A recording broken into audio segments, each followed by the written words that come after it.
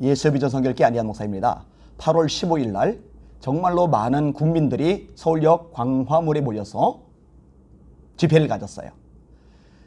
제 영상에, 제 방송에 달리는 댓글을 보니까요, 가족 단위로 온 사람들이 굉장히 많더라고요. 본인은 좌도 아니고 우도 아니다, 나라 걱정해서 모였다, 이런 사람들 참 많더라고요. 그렇게 폭우가 쏟아지는 와중에도 자리를 지킨 분들, 울산에서, 부산에서, 그 멀리서 온 분들, 어린아이까지 데려온 분들, 그런 분들 보면서 참 대단하다, 나라를 정말 아끼고 소중히 여기구나, 이런 생각을 했어요. 그런데요, 이 모임 이후에 문재인 대통령께서 페이스북에 글을 남기셨더라고요. 16일자 내용입니다. 들어보세요.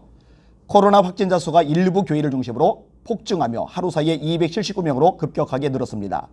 집단 감염이 발생한 일부 교회에 대한 확진자 검사가 진행되고 있고, 이들에 의한 2차, 3차 감염의 가능성도 적지 않아서 당분간 큰 규모의 신규 확진자 발생이 지속될 것으로 예상되고 있는 매우 엄중한 상황입니다.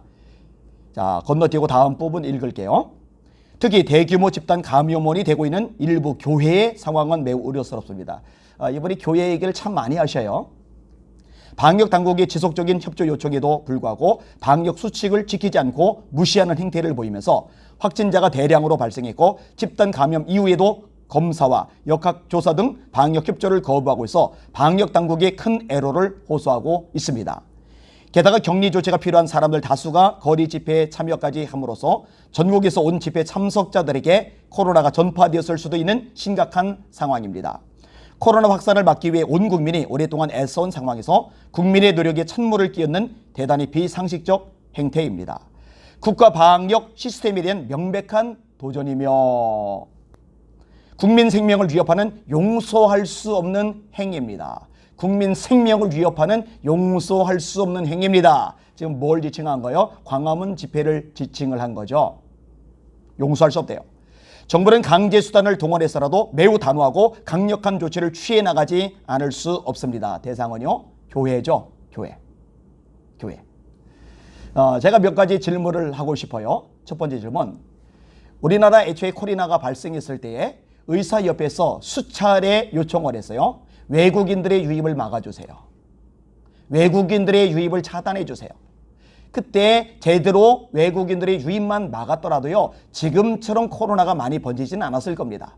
그런데 고집을 계속 부려요. 중국 눈치 보느라고 그랬죠. 중국인들 입국 금지할 수 없으니까. 그러니까 1차적인 책임은요, 정부 당국에 있는 거예요. 사과 안 하죠. 잘못한 거 인정 절대 안 하죠. 그래놓고 이제 교회에다가 책임을 떠넘기려고 그래요. 이거 희생양 찾는 것밖에 안 되는 거예요. 두 번째로, 박원순 전 서울시장이 세상을 떠났어요. 그리고 국민들 대다수는 그분의 장례식을 서울시장으로 하는 것에 대해서 반대를 해요. 압도적으로 반대를 해요. 왜냐? 성추문 의혹이 강하게 제기된 상황에서 있을 수 없는 일이라고 판단한 거죠. 당연하죠. 그럼에도 불구하고 밀어붙여요. 이런 부분에 대해서 제재 안 하죠. 여러분, 광화문에서는요, 이틀 집회가 열렸어요. 박원순 전 시장 장례식은 5일 동안의 진행이 됩니다. 박원순 전 시장 그 장례식에 모이는 지지자들에게는 코로나가 피해가나 보죠? 전염이 전혀 안 되나 보죠? 말이 안 됩니다. 세 번째로, 8월 14일에는 의사들이 대규모 집회를 열었어요. 4대학 의료정책 저지 전국 의사 총파업 걸기 대회. 더운 날, 습한 날인데도 정말 어마어마하게 모였더라고요. 얼마나 많이 모이느냐? 서울에서 여의도로에 2만여 명. 여러분, 의사들이 2만여 명이나 모인 거는요, 정말 엄청난 일입니다. 부산에서, 부산시청 앞에서 2천여 명, 광주 전남은 김대중 컨벤션 센터에서 1,000여 명, 대구 경북은 대구 스타디움 야외 공연장에서 3,600여 명, 대전역에서 1,000여 명, 제주시에서는 400여 명. 와, 정말 어마어마하게 모였어요. 여러분, 이렇게 모인 의사들에게 경고한 적 있어요? 의사들은 치료하는 입장이니까 코로나가 감히 겁을 먹고 못 덤빕니까? 아니면 의사들은 인텔이라서 감히 뭐라고 얘기를 못하는 거예요? 그래서 만만한 건 교회뿐입니까? 말이 안 돼요. 네 번째로, 정부가요, 외식 소비 장려를 했었죠. 8월 초에 확진자가 이미 증가하는 추세였어요. 그런데 경제를 살린다고 정부가 앞장을 서서 내수 진작을 위한다면서 일명 외식 쿠폰, 농촌 여인 할인 지원을 했어요. 그러면서 광화문 집회가 열린 그 다음에 이 집회에 모인 사람들 두들겨 패려니 정부에서 외식 장려하는 거, 농촌 방문하는 거, 격려하는 거, 이거 민망하잖아요. 그러니까 뒤늦게 수습하는 거예요. 농림축산식품부가 밝힙니다. 서울특별시와 경기도 지역의 사회적 거리두기 2단계 격상에 따라 외식 활성화 캠페인과 농촌여행 할인 지원을 8월 16일 0시를 기해 잠정 중단한다. 광화문 집회 끝나는 그날 자정 곧바로 중단시킨 거죠. 다섯 번째로, 왜 민주노총 집회에 대해서는 한마디도 안 꺼내는 거죠? 여러분, 국무총리 정세균 총리께서 민주노총 얘기 꺼낸 거 본 적 있어요? 보건복지부에서 끄집어낸 적 있어요? 문재인 대통령이 끄집어낸 적 없어요? 한마디도 안 하죠. 안국동에서 2천여 명 모였어요. 대규모로 모였어요. 민주노총들, 노동운동하는 사람들이는 코로나가 피해갑니까? 왜 그들에 대해서는 한마디도 언급을 안 합니까? 용서할 수 없다는 얘기 안 하잖아요. 방역에 대해서 대적하는 거라고 그런 말 절대 안 하잖아요. 이번만이 아니에요. 문재인 대통령 입에서 민주노총에 대해서 비판적인 얘기가 나온 적은 단 한 차례도 없어요. 그렇게 떼거지를 부릴 때조차도요. 자, 이게 형평성이 맞습니까? 이게 공정합니까? 납득할 수가 없는 거예요. 이해할 수가 없는 거예요. 제가요, 참 깝깝한 것 중에 하나가 뭐냐면요, 촛불 집회 때 열심히 참석해서 목소리 높였던 분들 있잖아요. 김동원 목사님. 또 페이스북에서 열심히 정보 비판했던 분 있잖아요. 쇠물결 플러스의 김유한 목사님. 기타 등등의 목사님들. 왜 이렇게 교회만 찍어 누르는데, 왜 이렇게 교회만 압박하는데, 왜 이렇게 교회만 혐오 집단으로 몰아가는데 한마디도 안 하는 거죠?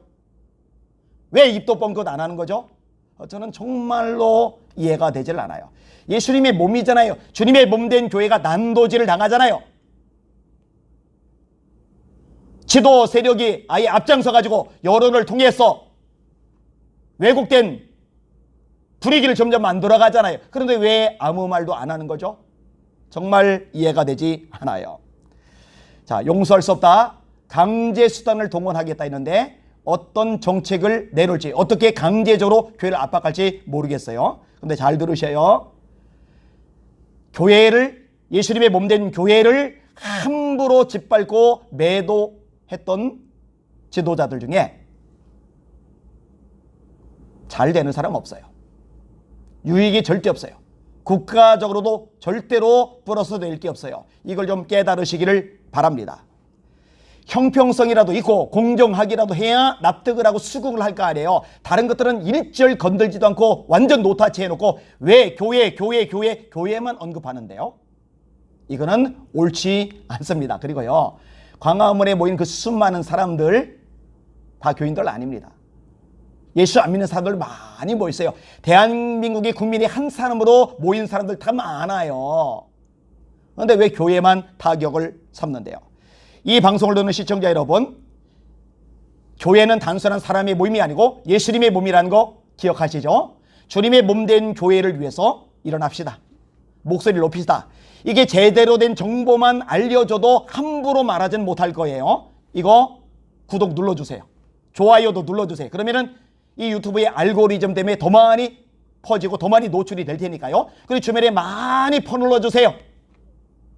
공정하지 않다는 거, 형평성이 어긋나는 거 알고 나면은 그들도 납득이 될 것이고, 이렇게 하는 것이 옳지 않다는 거 인정할 수밖에 없을 것이니까요. 그리고 주님의 몸된 교회를 위해서 필요하다면 열심히 목소리를 내시고 우리 함께 싸우기도 합시다. 제가 참 좋아하는 표현이 있어요. 다윗과 관련해서 반복적으로 여러 차례 나오는 편인데, 다윗이 어디를 가든지 여호와께서 이기게 하시리라. 그동안에 블레셋 때문에, 암몬 때문에, 아람 때문에, 모압 때문에, 에돔 때문에 얻어 터지고 두들겨 맞고 빼앗겨요. 그런데 에돔의 수비 내를 둬요. 모압이 조공을 바쳐요. 암몬이 조공을 바쳐요. 블레셋이 깨갱해요. 암몬이 쩔쩔쩔쩔 매요. 이유는 딱 하나입니다. 다윗이 어디를 가든지 여호와께서 이기게 하시리라. 주변의 강대국들조차도 하나님께서 함께 하시는 다윗을 어쩌지 못하는 거거든요. 주님이 역사하시면, 주님이 함께 하시면은 나라들뿐만 아니라 그 어떤 것들도 함부로 무너뜨릴 수 없을 겁니다. 승리할 수 있습니다. 그러니까 주눅 들지 말고 절망하지 말고 맥이 풀려 있지 말고 흐느적거리지 말고 힘을 내시라고요. 강하고 담대하시길 바랍니다. 할렐루야!